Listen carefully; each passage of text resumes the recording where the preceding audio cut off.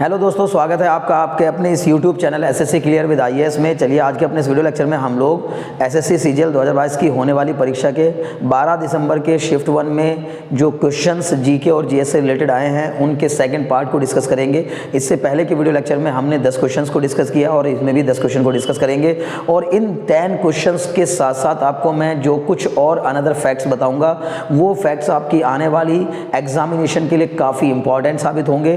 कई सारे पहले के जो एग्ज़ाम पेपर हमने एनालिसिस किया और डिस्कशन किया है उसमें जो भी मैंने एक्स्ट्रा फैक्ट्स बताए हैं उनसे रिलेटेड कई सारे क्वेश्चंस आने वाली शिफ्ट में मिले हैं। और ये आपका कोई भी आपका अपकमिंग एग्ज़ाम हो, चाहे वो आपका एसएससी जीडी का एग्ज़ाम हो, चाहे वो एसएससी सीएचएसएल का एग्ज़ाम हो, चाहे वो एमटीएस का एग्ज़ाम हो, चाहे वो आपका कोई भी और अनदर वनडे कॉम्पिटिटिव एग्ज़ाम हो, उसमें आपके ये जीके और जीएस के क्वेश्चंस आपके लिए काफ़ी ज़्यादा हेल्पफुल रहेंगे क्योंकि ये क्वेश्चन भी इंपॉर्टेंट है। उनसे रिलेटेड जो अनदर फैक्ट्स मैं आपसे और डिस्कस करूँगा वो भी काफ़ी इंपॉर्टेंट है। तो इसलिए वीडियो पर अंत तक बने रहें और आराम से इन सभी क्वेश्चंस को, इनके साथ साथ और अनदर क्वेश्चंस को भी मज़े के साथ तैयार करके तभी आप इस वीडियो से क्विट करें। ठीक है, चलिए आइए शुरू करते हैं बिना देरी लगाए। पहले क्वेश्चन में कहा गया किस राज्य ने हाल ही में जाति आधारित गणना कराने का निर्णय लिया है।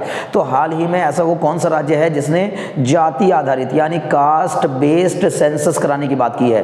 कास्ट बेस्ड सेंसस की जाति के ऊपर आधारित जनगणना कराई जाए, इसकी बात की है या इसका निर्णय लिया है। तो ये तो बहुत अभी काफ़ी न्यूज़ में था ये तो कि बिहार में जो है सबसे ज़्यादा इस बात की चर्चा हो रही है और बिहार ने इस बात के लिए निर्णय लिया है कि हम जाति आधारित जनगणना कराएंगे। ठीक है ना, तो सीधा सा आंसर है, कोई बड़ी बात नहीं है, बिहार इसका आंसर हो गया। अगला क्वेश्चन पूछा था कि तक टोक किस राज्य या केंद्र शासित प्रदेश का लोक नृत्य है। तो मैंने आपको पिछले वीडियो लेक्चर्स में बताया कि भाई लोक नृत्य तो मान के चलिए कि जैसे फेवरेट हो गया एसएससी का, हर एक शिफ्ट में लोक नृत्य से यानी कि फोक डांस से हर एक शिफ्ट में क्वेश्चन पूछा गया है। ठीक है, तो चलिए देखते हैं। इसमें कहा है कि तकटोक किस राज्य का या केंद्र शासित प्रदेश का लोक नृत्य है। तो ये लद्दाख का लोक नृत्य है। अगर ये आपको पहले से अभी क्योंकि लद्दाख का ये लोक नृत्य जो है वो न्यूज़ में भी था तो इसलिए लद्दाख का ये लोक नृत्य आपको याद होना चाहिए था, तैयार होना चाहिए था। तो आप बताएंगे कि तकटोक जो है वो लद्दाख का लोक नृत्य है। ठीक है ना, और लद्दाख के और भी अनदर लोक नृत्य आप तैयार कर लेंगे ताकि आपको आने वाले एग्जाम्स में, क्योंकि बार बार ऐसे ही कर रहा है, पता लगा इस वाली शिफ्ट में जो इसने लद्दाख का पूछ लिया, दूसरी वाली शिफ्ट में जम्मू कश्मीर का पूछ लेगा, उसके तीसरी वाली शिफ्ट में अरुणाचल प्रदेश का पूछ लेगा, उसके बाद आपका असम का पूछ लेगा, ऐसे करके क्वेश्चन पूछ रहा है। ठीक है ना, तो अगर एक क्वेश्चन आपने तैयार कर लिया तो उसके आसपास के और भी अनदर क्वेश्चंस आपको तैयार करके रखने हैं ताकि आपके आने वाले एग्जाम में आपको बिल्कुल आसानी से क्वेश्चन का आंसर देने में मजा आए। अब इसने पूछा 2011 की जनगणना में भारत का जनसंख्या घनत्व क्या था। तो जनसंख्या घनत्व की बात की है यानी पॉपुलेशन डेंसिटी की बात की है। और पॉपुलेशन डेंसिटी मैं बता दूं आपको क्या होती है, 1 वर्ग किलोमीटर में रहने वाले व्यक्तियों की संख्या को जनसंख्या घनत्व कहते हैं। ठीक है ना, प्रति वर्ग किलोमीटर रहने वाले लोगों की संख्या को जनसंख्या घनत्व यानी कि पॉपुलेशन डेंसिटी कहते हैं। तो इसने बताया कि भारत की यानी 2011 की जनगणना के मुताबिक भारत का जनसंख्या घनत्व क्या था। तो ये था 382 व्यक्ति प्रति वर्ग किलोमीटर। ठीक है ना, 382 व्यक्ति प्रति वर्ग किलोमीटर। ठीक है, तो ये भी मुझे लगता है, उम्मीद है कि आपको ये फैक्ट याद आ जाएगा। 382 व्यक्ति प्रति वर्ग किलोमीटर 2011 की जनगणना में भारत का जनसंख्या घनत्व था। अब कभी कभी आपसे क्या पूछ लेगा कि बताओ 2011 की जनगणना में सबसे ज्यादा जनसंख्या घनत्व वाला राज्य या केंद्र शासित प्रदेश कौन था। तो अगर केंद्र शासित प्रदेश की बात की है तो फिर हम बताएंगे कि सबसे ज्यादा जनसंख्या घनत्व वाला केंद्र शासित प्रदेश दिल्ली था। ठीक है ना, दिल्ली। और अगर राज्यों में बात करें तो सबसे ज़्यादा जनसंख्या घनत्व वाला राज्य जो है वो बिहार है। ठीक है ना, अगर बात करता है कि सबसे कम जनसंख्या घनत्व वाला मतलब राज्य को है तो अरुणाचल प्रदेश है। तो इस तरह से आपको और भी कुछ और फैक्ट, अनदर फैक्ट याद कर लेने हैं कि जनसंख्या घनत्व से रिलेटेड और क्या क्या फैक्ट हो सकते हैं। भाई सब आपसे क्या पूछेगा, यही पूछ सकता है सबसे ज़्यादा जनसंख्या घनत्व वाला राज्य, सबसे कम जनसंख्या घनत्व वाला राज्य, सबसे ज़्यादा जनसंख्या घनत्व वाला केंद्र शासित प्रदेश, सबसे कम जनसंख्या घनत्व वाला केंद्र शासित प्रदेश, और इसके अलावा जनसंख्या घनत्व कितना था ये भी पूछ सकता है। तो भारत का जनसंख्या घनत्व तो उस समय 382 व्यक्ति प्रति वर्ग किलोमीटर था। तो ये फैक्ट आपको याद रखना है। नेक्स्ट क्वेश्चन में इसने पूछा था कि सॉल्ट पीटर का रासायनिक नाम क्या है। अब आपको देखिए, आपने अगर मेरे पिछले वीडियो लेक्चर्स देखे हैं तो आप जान रहे होंगे हर एक शिफ्ट के पेपर में ना रासायनिक नाम और रासायनिक सूत्र से क्वेश्चन पूछा है। मैं आपको बता दूं कौन कौन से पूछे जा चुके हैं। अमोनिया का रासायनिक सूत्र होता था, जो कि अमोनिया का रासायनिक सूत्र क्या होता है, NH3 यानी NH3। बस ये सीधे पूछा था कि अमोनिया अमोनिया का रासायनिक सूत्र क्या है? जिप्सम का पूछा जा चुका है, तो जिप्सम का रासायनिक सूत्र CaSO4 × 2H2O, calcium sulphate dihydrate होता है, ठीक है। क्विक लाइम का पूछा जा चुका है, तो क्विक लाइम का होता है कैल्शियम ऑक्साइड, मतलब CaO। मतलब इससे पहले के जो शिफ्ट हैं उनमें सब में भी क्वेश्चंस आए हैं, ठीक है ना। तो यानी कि आपको ये जो मेन केमिकल कंपाउंड होते हैं इनके नाम आपको याद कर लेने हैं। फिटकरी का क्या होता है, सुहागा का क्या होता है, सिंदूर का क्या होता है, ठीक है ना। मैंने आपको पहले बताया, इससे पहले की वीडियो लेक्चर में सुहागा का बताया था Na2B4O7 × 10H2O, बोरेक्स कहते हैं सुहागा को, तो उसका होता है Na2B4O7 × 10H2O। तो और भी अनदर केमिकल फॉर्मूला आपको याद कर लेना है कि ओजोन का क्या होता है, O3 होता है, मीथेन का क्या होता है, CH4 होता है ना।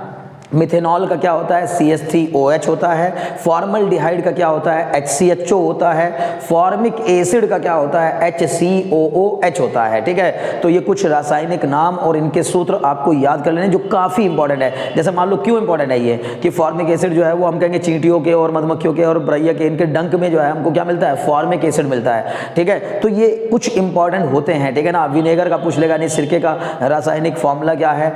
चीनी का पूछ लेगा कि शुगर का रासायनिक फार्मूला क्या है, तो चीनी का रासायनिक फार्मूला क्या है, C12H22O11। ये शुगर का हो गया, शुगर चीनी का C12H22O11। शुगर केन का भी यही होता है, ठीक है ना। शुगर केन यानी केन शुगर का भी यही होता है क्या, C12H22O11। ग्लूकोज का पूछ लेगा तो ग्लूकोज का होता है C6H12O6, C6H12O6। मुझे उम्मीद है कि इतनी बातें आपको, अगर आपने ये कुछ मैंने जो बताए हैं, और इनके अलावा और भी बहुत सारे मैंने इससे पहले के वीडियो लेक्चर में डिस्कस किए हैं, आने वाले वीडियो लेक्चर में भी डिस्कस करता रहूंगा। अभी तो हम लोग पेपर के एनालिसिस कर रहे हैं, लेकिन इसके बाद बिल्कुल मोस्ट एक्सपेक्टेड क्वेश्चंस की सीरीज हमारी आने वाली है। उसमें मैं आप लोगों को काफी इंपॉर्टेंट जो फैक्ट्स हैं वो सारे तैयार करा दूंगा, ठीक है ना। तो चलिए अगले, यानी इसमें पूछा था अभी सॉल्ट पीटर का रासायनिक नाम क्या है, तो इसका अगर नाम पूछा है तो नाम तो इसका होता है पोटेशियम नाइट्रेट, लेकिन अगर फॉर्मूला पूछा होता तो यह पोटेशियम नाइट्रेट, मैंने फॉर्मूला भी आपको बता देता हूं। तो पोटेशियम नाइट्रेट का फॉर्मूला होता है KNO3। पोटेशियम K होता है, नाइट्रेट आयन NO3 माइनस होता है, दोनों मिलकर K+ और NO3 माइनस मिलकर क्या बनाते हैं, पोटेशियम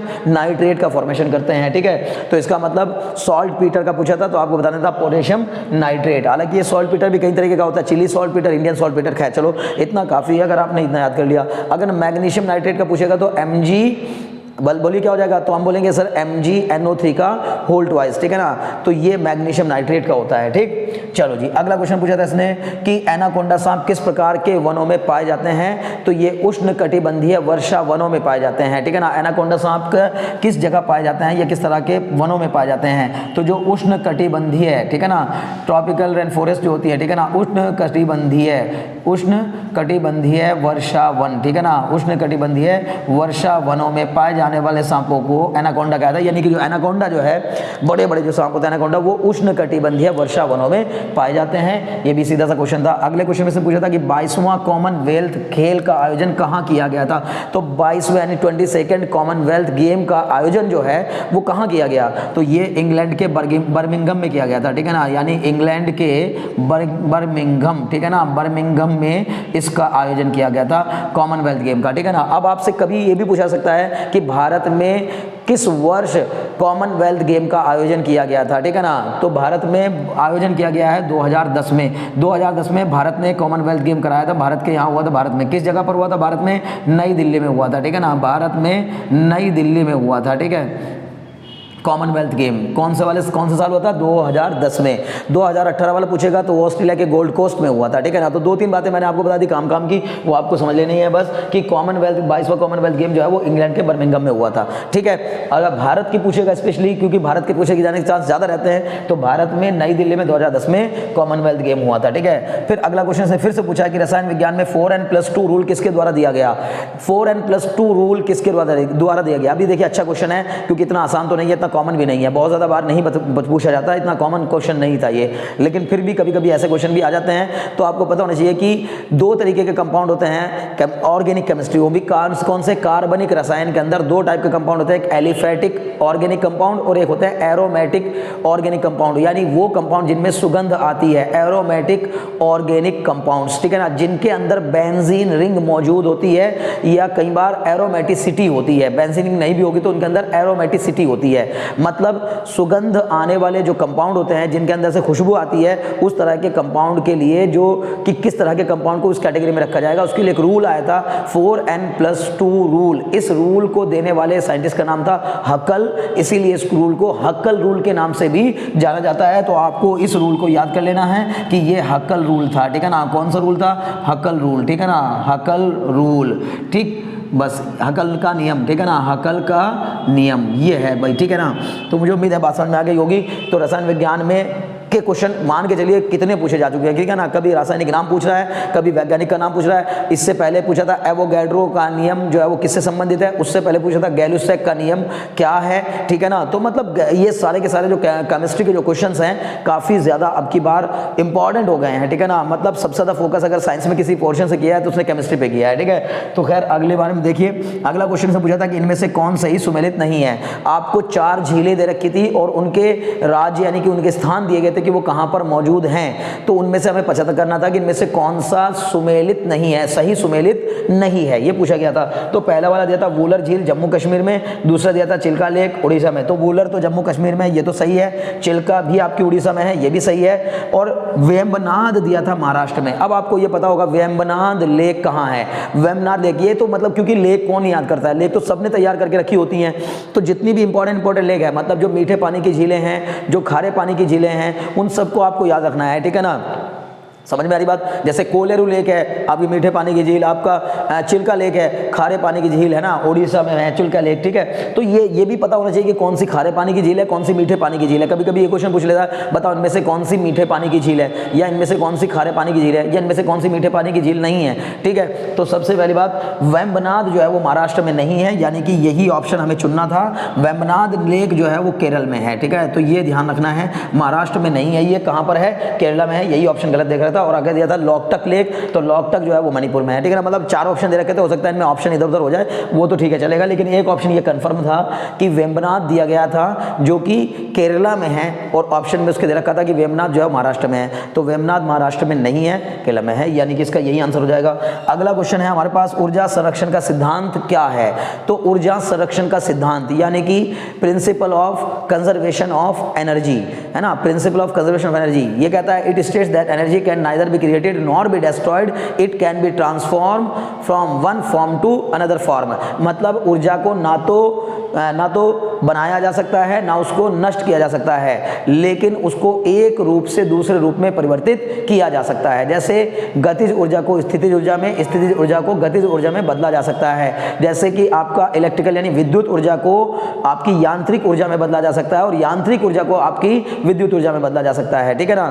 तो आपको पता होगा, अगर मैं आपसे पूछूं कि बताओ यांत्रिक ऊर्जा को विद्युत ऊर्जा में बदलने वाले यंत्र का नाम क्या है, तो याद रखेंगे उसका नाम है एसी जनरेटर। मतलब कि एसी जनरेटर यानी जनरेटर से हम क्या करते हैं, यांत्रिक ऊर्जा को विद्युत ऊर्जा में बदलते हैं। यानी कि मैकेनिकल एनर्जी को इलेक्ट्रिकल एनर्जी में कन्वर्ट करने वाली जो डिवाइस होती है वो जनरेटर होता है, जनित्र होता है, ठीक है ना। और इलेक्ट्रिकल एनर्जी को मैकेनिकल एनर्जी में यानी विद्युत ऊर्जा को आपकी यांत्रिक ऊर्जा में कन्वर्ट करने वाला जो यंत्र होता है वो क्या होती है, मोटर होती है, ठीक है ना। मोटर का काम है इलेक्ट्रिकल एनर्जी को मैकेनिकल एनर्जी में कन्वर्ट करना, और जनरेटर का काम है मैकेनिकल एनर्जी को इलेक्ट्रिकल एनर्जी में कन्वर्ट करना। मुझे उम्मीद है बात समझ में आ गई होगी कि ऊर्जा संरक्षण का सिद्धांत क्या है।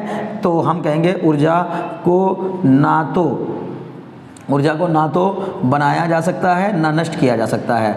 ऊर्जा को ना तो बनाया जा सकता है ना नष्ट किया जा सकता है। मतलब पूरी तरीके से ना तो बना सकते हम लोग, अपनी तरफ से क्रिएट नहीं कर सकते, और नष्ट भी नहीं कर सकते, ठीक है ना। बस क्या कर सकते हैं, एक रूप से दूसरे रूप में परिवर्तित कर सकते हैं, ठीक है ना। एक रूप से दूसरे रूप में परिवर्तित कर सकते हैं, ठीक है ना। एक रूप से दूसरे रूप में परिवर्तित कर सकते हैं, ठीक है। तो मुझे उम्मीद है ये बात भी आपको समझ में आ गई होगी, ठीक है। चलिए अगला क्वेश्चन पूछा था कि आईपीएल 2022 का जो फाइनल मुकाबला है वो किस स्टेडियम में खेला गया। तो आईपीएल 2022 का फाइनल मुकाबला अहमदाबाद यानी गुजरात के अहमदाबाद में, यानी अहमदाबाद के कौन से स्टेडियम में, अहमदाबाद के नरेंद्र मोदी स्टेडियम में खेला गया, ठीक है ना, नरेंद्र मोदी स्टेडियम में खेला गया। ये क्वेश्चन भी आपको याद रखना है, ठीक है ना। और जो कि किस किस के बीच हुआ था, गुजरात टाइटंस और राजस्थान रॉयल्स के बीच में हुआ था, और गुजरात टाइटंस इस मुकाबले को जीत गई थी। तो ये भी आप एक फैक्ट याद कर सकते हैं कि भाई आईपीएल का आखिरी मुकाबला किन किन दो टीमों के बीच में हुआ था, या आईपीएल का आखिरी मुकाबला किस टीम ने जीता था, ठीक है ना। तो आईपीएल का जो आखिरी यानी फाइनल मुकाबला था वो अहमदाबाद के नरेंद्र मोदी स्टेडियम में खेला गया था। मुझे उम्मीद है कि ये क्वेश्चन भी आपको इजीली समझ में आ गया होगा, याद होगा, ठीक है ना।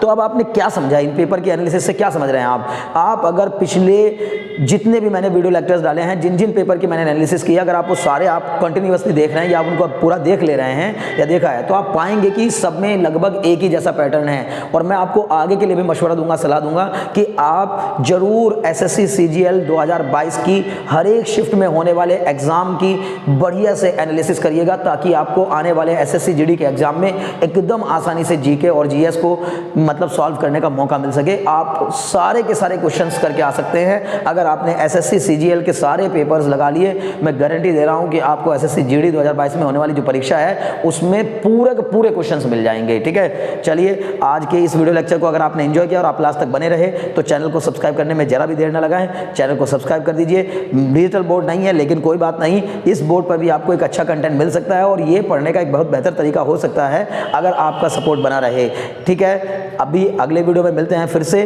तब तक के लिए very very thanks for watching.